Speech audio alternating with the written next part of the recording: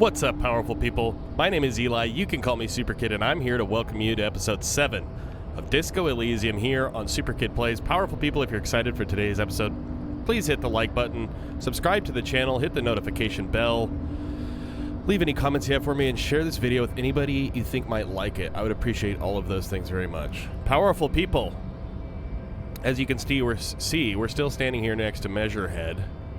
I can't remember, did we talk to him about everything we need to talk to him about? Let's check the journal. Alright, whatever. Let's just talk to him again, I Your guess. race descent has only worsened since I last saw you. You have really let yourself go. Oh no, we're good. Now let's see. We can go talk to this guy. I don't think we've talked to him yet. Ooh. That's interesting. See if I remember to check that out in a second. Scab? Asks a man with jolly eyes tilting his head. What exactly is a scab? A kind of a worm, content with mere survival. They come, they want to do our job for shittier pay, screwing over both themselves and us. Everybody loses. Hold on, where do they come from? Where do they all come from? Beats me. Somewhere in the ground, I think. You don't seem to like them much. Gotta be bloody stupid or freaking evil to Scab. Or I guess, scared maybe. But scared of what? Of who? He looks at the mass, squinting his eyes as if trying to ascertain what they're scared of. Personally, I'd rather beg than Scab. If the gentleman shouting on the street came begging, maybe they'd have gotten something. Have you tried talking to them? We've explained the matters, but they don't listen. This lot would be reasonable and go home if the big guy wasn't riling them up all the time. I'm not a scab, I'm a cop. I was just messing with you. No one's ever seen a cop Scab. Imagine, you cops going on a strike, but then another cop comes in and says, let us cop for less money. He chuckles, then realizes. Speaking of, what brings the RCM here, to the wild north? Come to see the strife?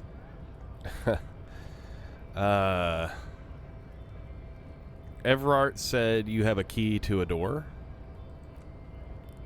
A key, huh? He runs his fingers through his mustache. What door is this key supposed to open?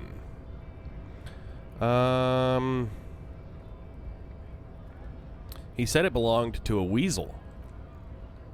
Oh, say no more, I got you. He taps the side of his nose with a little wink. Key to basement apartment. I got that key right here. And let me tell you, it's mighty good of you to help us out during the strike. Working class solidarity, as they say. I heard something about a weasel and it didn't sound like a local polar weasel, if you know what I mean. Wink. I'm not opening this door for myself. I'm opening it for all working men. I'm not really doing this for political reasons. Oh, so the none of the above type, are you? I get it. I get it. I like to keep my distance too. He nods. But it doesn't matter. It's a good thing you're doing. Thanks. What you're looking for is a basement door behind the greenhouse. That's behind the whirling and rags. That's all I know. Our organization is what you call compartmentalized. Means we keep out of each other's business. Fair enough. Okay, but where did you get the key from? Good question, Lieutenant. The janitor gave it to me. Nice fella. We talked about life and things that really, truly matter. His gaze wanders off into the distance. None of this mess we're in, this jiving and juggling. What's it for? He doesn't wait for your answer. To feed our children, I guess. Anything else I should know about this task, this weasel person, when he'll be home? He shakes his head. I'm more of a philosophical dock worker. I like to talk about the big picture stuff. Who I am, who you are, what we are fighting for. The man takes a big sip from his flask. Why are you striking? We're negotiating our share. Your share? Aye. He seems pleased with himself. So no wages or pensions, or how large a share would you like? Oh, okay, economy stuff, I get it. I want to talk about something else. How large a share would you like? All of it. However, right now, we want all the harbor workers to be on the company's board so they could take part in the decision-making process. Are you a communist? No. He pauses to think for a moment. I don't think I'm a communist. Seeing something of value and saying, I want it all to myself, is a much older and simpler notion. No science to it at all. Even a weak child can think it. The only things holding someone back are I can't and I shouldn't. You shouldn't take what's not yours. Then how can anything ever be mine? But that's okay. That's a good point. We don't have to agree. The prairie is wide enough for all of us. The boss man Everard, what can you tell me about him? I think it's best you make up your own mind now that you've met him, he shrugs. In my eyes, he is a capable organizer and a decent businessman. What does bossing the union entail anyway? I guess you kind of get to be the village chief. He oversees the harbor, makes deals with the owners or other relevant parties, watches out for his own. Okay, that is kind of like the chief. By that you mean corruption? By heavens, why would he not be corrupt? We live in a harsh and disordered world, see? And in this world, the old man is corrupt for our benefit. And we know it. Appreciate it even. He is personally not too lavish. That desk seemed lavish to me. He is reasonably lavish, sure. That's his prerogative. It's not like you want a saintly demeanor on a corrupt motherfucker. That would be a manipulative illusion. This guy's pretty deep, man. Ooh, breakthrough's imminent. Besides, there are no non-corrupt systems in the world anyway, and moralism is the most corrupt of them all. That's actually kind of true. I got the picture. Let me ask you something else. Oh wait, sure thing. A gust of wind blows through his hair. Any idea who killed the hanged man? The mercenary, he shrugs. Who could have killed him? That's indeed the question. Why even do such a thing? He shakes his head solemnly. Let's change the topic. The man whispers a jaunty tune. A coastal breeze ruffles his hair. Nice talk, let's get moving. Okay, let's check this thought out. Oh shit, we finished it. Guillaume Le Mignon. All French pronunciations are made up. That picture is awesome. Look at that shit. Wow.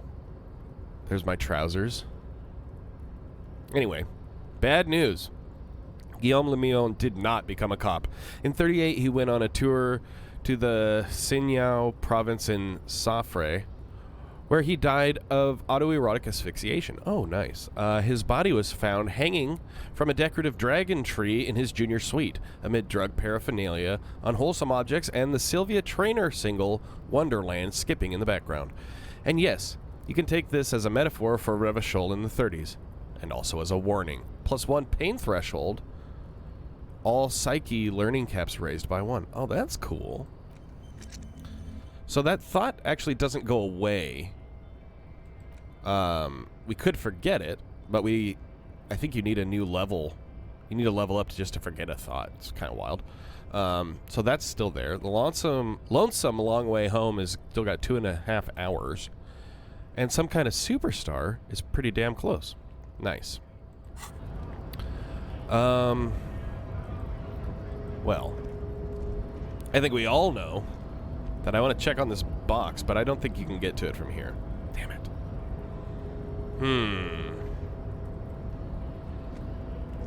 Well, actually, might be better to go down here. Might be faster, I mean.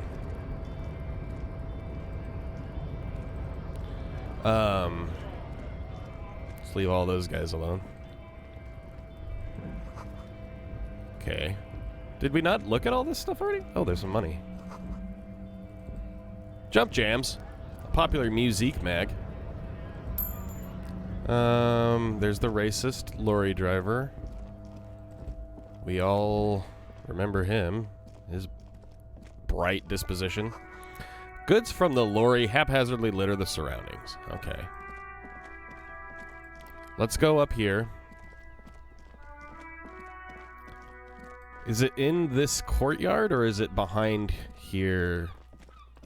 Like where that Ruby girl is that they're talking about, the basement that we got the key to.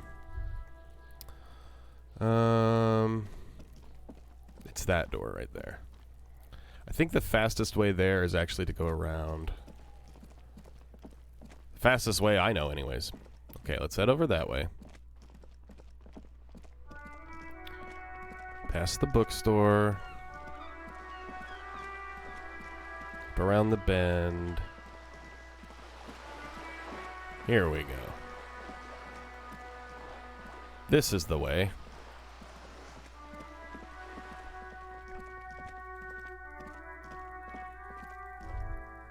Oh, what's this? Some money and magnesium. Alright. Let's check this thing, this little crate here. Oh, orange bum hat. Reaction speed +1, -1 rhetoric. Okay. And a nosefed as well. Let's just use that real quick. Oh wait, what's this? What's this? First, we check this. These barrels are half full of rainwater. Okay. Door, a basement apartment. This must be it. The basement door is weather-worn. The copper nails holding the upholstery in place have turned green from sea air, and there's a knocker shaped like a lion's head. The royal lion, Guillaume's kitten. This knocker will last a lifetime and then some. Press your ear against the door. The leather upholstery is worn and rough against your jaw. You don't hear any movement. In fact, it's oddly silent in the yard around you. No birds chirp. Carefully knock. You knock silently. How do you do that? The upholstery muffles the sound. No response comes from the apartment. Okay. I guess no one is in. The lieutenant looks uncomfortable. Lieutenant, what is your opinion of the task we are undertaking? Let's be honest, this isn't what I joined the RCM for, but every day tells you something new about yourself, the lieutenant replies, still inspecting the padded door. Apparently, working with the local union boss to get info on an investigation is not something I'm squeamish about. So you don't mind if I unlock the door? I mind that a local thug is using the RCM for his busy work, but if it gets us to the bottom of this hanging, then I'm willing to look over it. All right. On the other hand, he looks at the surrounding windows uncomfortably. We could just leave and tell Everard we opened the door. No one seems to be telling us to see if we actually... Nobody seems to be tailing us to see if we actually did it. Lie to Everard? That's also an option? Yes, presenting a fabrication is known to get results here and there. He crosses his arms. You took this task. You make the call. The door is right here. You can just open it and be done with this.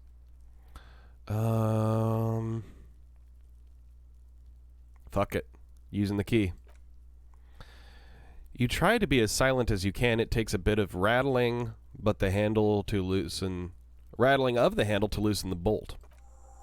Finally, the door unlocks with a small clack. Thoughts race through your head. Good job. Let's go now. I'm sure there's nothing interesting in there. There's nothing else to do than leave and tell Everard. No conceivable reason for you to intrude on the premises. As you hold the opened door, you can feel the air moving. A little draft. A whistle. Oh, man. Do we want to go in? Or do we want to go talk to Everard? Fuck it, man. I'm the law. I am the law, Everard. With your fucking weird-ass name. Okay. This is a very cool, nice little room. Ooh. Colonial mug collection. A row of mugs sits on the shelf. Each one depicts a human figure. A dark-skinned woman grinning amidst mysterious symbols. A broad-shouldered man shoveling potatoes, and others. Tap on the mugs. A little ring. Though cheerful, the images on the ceramic make you vaguely uncomfortable. The lieutenant picks up one of the mugs, then puts it back down with a look of disdain. I'm beginning to feel better about breaking into this man's apartment. Move on from the mugs. Why is that, man? The smell of disinfectant in the room smells like chemicals. Okay, whoever lives here admires fair-haired fantasy heroes with big muscles. Well, who doesn't? Oh. Intersolary dress shirt. That did what exactly? Clothes. +1 to logic. Okay, so we get +1 conceptualization, -1 suggestion from our current shirt. Alright. You can almost feel the warmth of the red sun on the flag. This is the flag of Revachol the Suzerainty. Okay, it's a really cool looking flag, and I love the word suzerain. What's with the sun? This isn't just one sun, but there are little suns dancing around the big sun. This is the sevenfold sun miracle. What the hell is that? What's the sevenfold sun miracle? It's an optical atmospheric anomaly the first settlers saw. Happens in cold weather. 6 small suns around the big one. This complex halo phenomena is how old Revachol got its flag. Lieutenant, the old flag of the suzerain. He looks around the apartment. The tenant is an old-fashioned guy. Don't bow to the flag. I'm bowing to a fucking flag. The flag doesn't seem to mind. It's just a colorful fabric with a sun sewn onto it.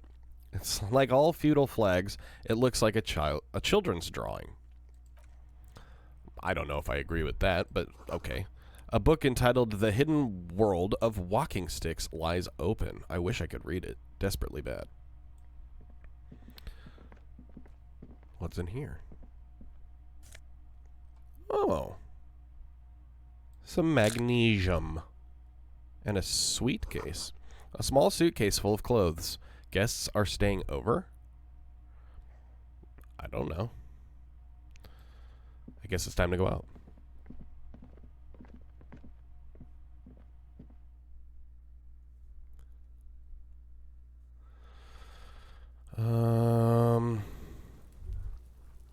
Right on. Okay.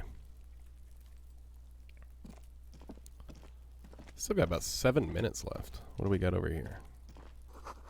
Chairs and tables eaten by rain and rot. That guy's still there, or did we not actually talk to him before? Maybe I'm mixing up, because I had to restart this series so many times. I might have not talked to this guy. Let's see.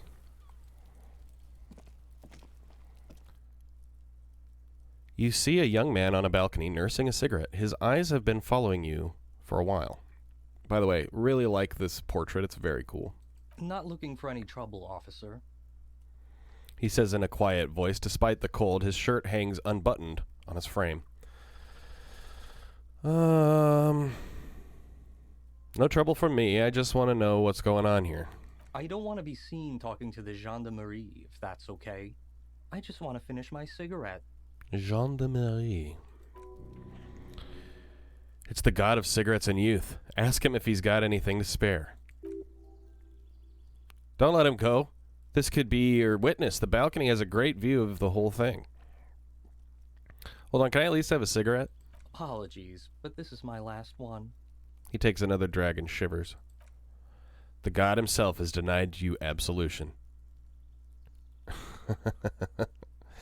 I need absolution. Absolution? I don't know that brand. I'm pretty sure you can get Astras at the Frit. Can't you just, like, toss that one down? I'm not sure that's a good idea. Shut up and throw, kid. I'm not throwing anything. Fine. There's no way you'd catch that cigarette anyway. What, really? Yes, really. Don't even try. You'll just embarrass yourself. You're right. That was obviously a bad idea. Forget I said anything. As you wish. He takes another drag. Actually, the gendarmerie really needs to talk to you. Is it really that important? He asks you, adjusting his shirt. Like a nervous cat, he keeps stealing looks at the neighboring windows. All right, but make it quick. Once I finish this cigarette, I have to run. Can you tell me your name? My name? My name is Martin Martinez. Yeah, that sounds real. Martin Martinez, good local name. Let's go with that. Looks like you've got a good view of the Whirling's backyard. Can you tell me anything about the hanging? I'd even go so far as to say that the view is a little too good, my dear gendarme. Do you have an estimate of when the body will be taken away?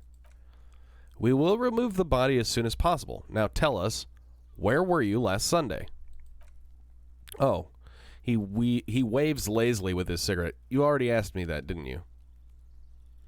I'm pretty sure I didn't. No, not you. He gestures idly. Some more muscular type. The fuck? Ooh, breakthrough imminent. The lieutenant takes out his little blue notebook and writes something down. And when did you speak to this more muscular gentleman? Last week? I don't know, look. He looks around the courtyard again. Old patio chairs and dead house plants litter the scene. You didn't answer the question. What were you doing last Sunday? He sighs. I had a friend over. What kind of friend? It was my Sunday friend. I like that. A Sunday friend? How intriguing. What's your friend's real name? Did he say something? Did he see something?